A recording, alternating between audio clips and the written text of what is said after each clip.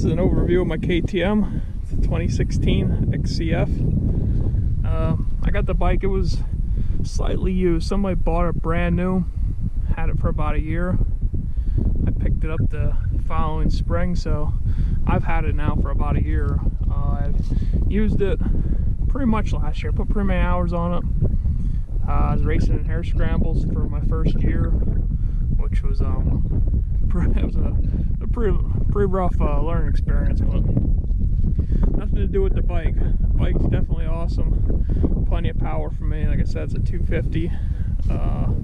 You can always go bigger. From what I've understood though, is I think the 450s may be a little too much for woods riding. Maybe the 300s, maybe you're a little bit more in the sweet spot for them kind of races. But this for me, like I said, I had a good year with it last year. I didn't do great in the races, but I did survive most of them. So you see I just got some brand new tires put on here. A lot of good tread. I went with Kenda's, the Kenda Millville on there. Now the stock size in these tires was originally on the back, I had a 110. With this tire change I just got, I went up to a 120. Not quite sure if it's going to do much for me. I've heard good and bad things about it. I heard it can bog down your bike a little bit, maybe on some hill climbs, but also you're going to obviously get a little bit better traction. So maybe a little give or take, I don't know. We'll find out. It ain't like I don't bog myself down on hill climbs already. That's just, like I said, user error. So wouldn't totally put it on the bike. This front was originally a 90, and that's what we threw back on there again. This is a Kenda on the front too. So I got matching tires. When I first got the bike, they were actually Dunlops on here. So no preference really for me. Just basically they told me where I get my tires done. Kenda and Dunlop, basically same tire, just cheaper price for the Kendas. So Kenda's what I've been going with. Like I said, best bike I've ever had. I had a few, pretty new to riding. Switched up a couple times already, but I think I definitely found a home here with this bike. Just got to get some more time on it and get a little better ride. And like I said, it's a real nice bike. The plastic's kind of, I put that in there. I wrecked up on the mountain. You got the little bit of dirt and grain, but around my area there's you're riding in a lot of areas with coal, so you get like these black marks ingrained. And I hit it with some 409 and some other stuff, but I think a lot of damage was done by the guy who originally had this bike. Not that I didn't lay it over, I definitely laid it over enough times, but I usually come home and clean it up.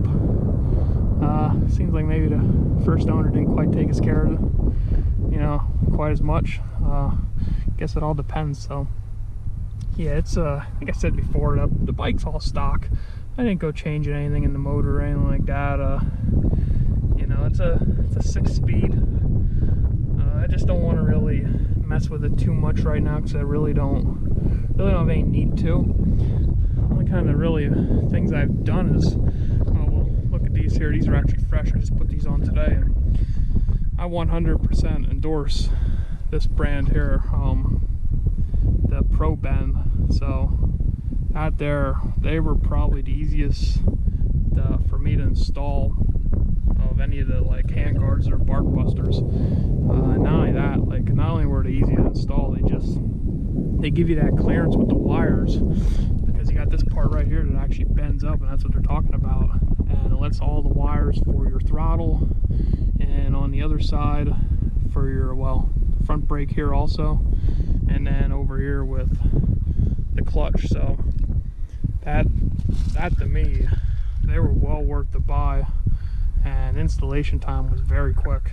Just gotta disconnect whatever you had on there, loosen up your levers a little bit, and just get them on there, and you're pretty much ready to go. And the only difference was in here in the beginning, in the middle with the pad, I had to kind of cut my pad a little bit, because these are center mount bar busters, so they come all the way around into the middle of the handlebar. You can see right in there they come into. So I had to alter my pad a little bit. I had to cut it But what I really like about this, that there's a center mount, is like this bracket right in here ends up sitting very flush in there. It's not like turned when like you come up here to this area when you have the ones that just don't reach all the way. They get all turned and they just don't sit flush. They never really sit straight. And with these here, they're just like on there solid. Now we'll see how they hold up to a crash. That's a whole different story.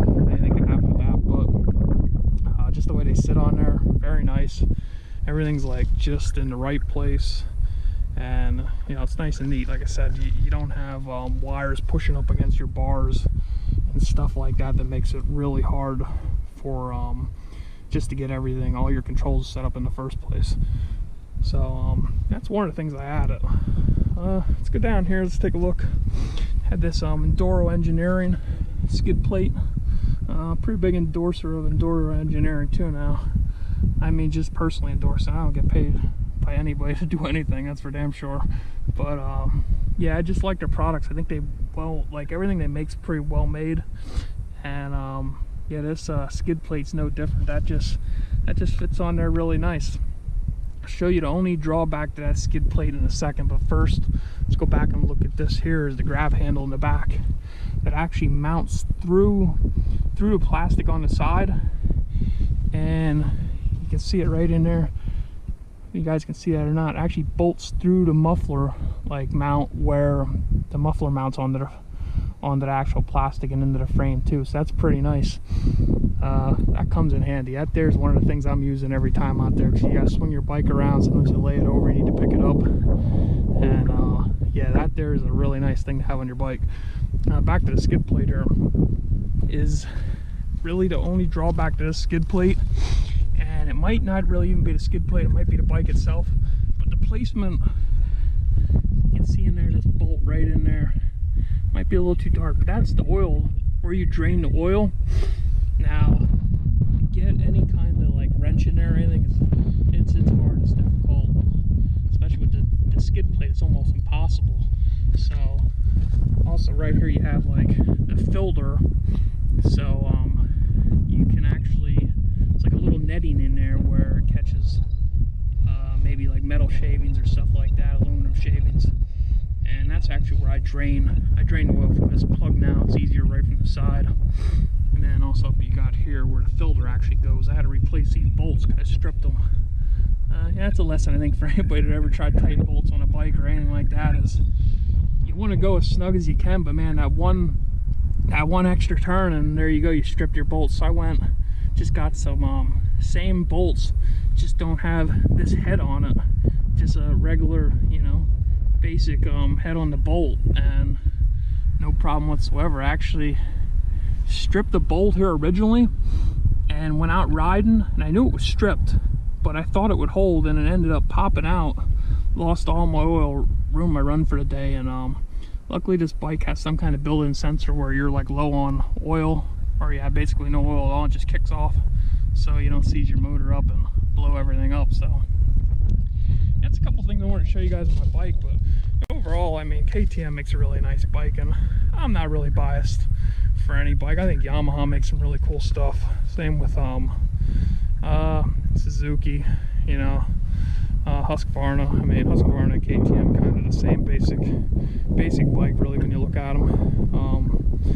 Don't know too much about that. They might even be sort of made by the same people as far as I know. Thought I read something about that. Not a big fan of Honda. You know, not trying to ruin anybody's day, but Honda just, I don't know. Their bikes, I think they look like the most generic, like, they look the cheapest of all the bikes. Now, that's not to say they're actually cheap. They probably are really good bikes, but they just, something about them just does not look, they just don't look as tough as like the Yamahas and KTMs and all other bikes. So yeah, like I said, just got these tires put on, so getting ready to get a ride in there. It's nice to have fresh tread on. It's the first new tire I've had on the front of the bike since I had it. The other one was shot, and I just didn't know enough about tires. I mean, obviously I know when your tread's gone, but I didn't know just when they start rounding out they're kind of finished. And I didn't know how important, I think this is another thing, it really wasn't so much that I couldn't tell the tire was shot. I didn't know how important your front tire really is. And I learned that recently, that front tire is just as important as the back, if not more important sometimes. So definitely a thing to watch out for. The fork guards here, I bought them online and got a decal kit there. See, goes with the suspension system, the logo, and then the KTM there. And they sometimes, they've actually settled in now, but early on they were kind of rubbing against the tire. I think I kind of straightened out. I think the tire hit enough times where it's just like in the right place now. So I think eventually I do want to upgrade and maybe just redo the plastics, refresh the plastics, and maybe get like a new graphics on there. Not that I don't like the ones I have, but maybe just maybe something different. I don't know. Like I said, that's something I'll take a look at down the road. Right now, not too worried about it. I'm just excited that, you know, this time of year again, and hair scramble season and all that, and gonna go get a ride in tomorrow. And yeah, it's just nice with everything's together here, everything's working good. And like I said, these Pro Bend handguards on the front, they are by far just the cleanest setup that I've seen. I can't speak for every single one, but I had Enduro engineering ones where it was like the straight bar crossed, and they just give you too much trouble in this area. There's no clearance, you got to run everything. I mean, you can make them work, and I did, but overall it's just way too much. You just don't want that. You want overall, you just don't want a lot of like clutter in there. And yeah, it's nice when it's cleaned up and looks a lot better like that. So yeah, this is a pretty good overview of the bike, I think. Like I said, I didn't really go into a lot of details because it is stock. So yeah, before we go, we're gonna fire this up here quick. Haven't really started it today, so let's hope it fires right up. You gotta give it a second there. I mean, I'm afraid to go just.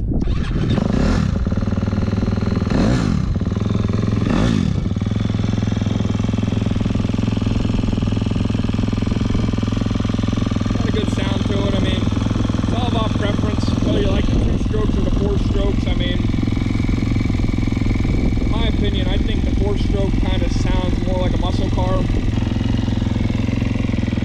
Get one more here.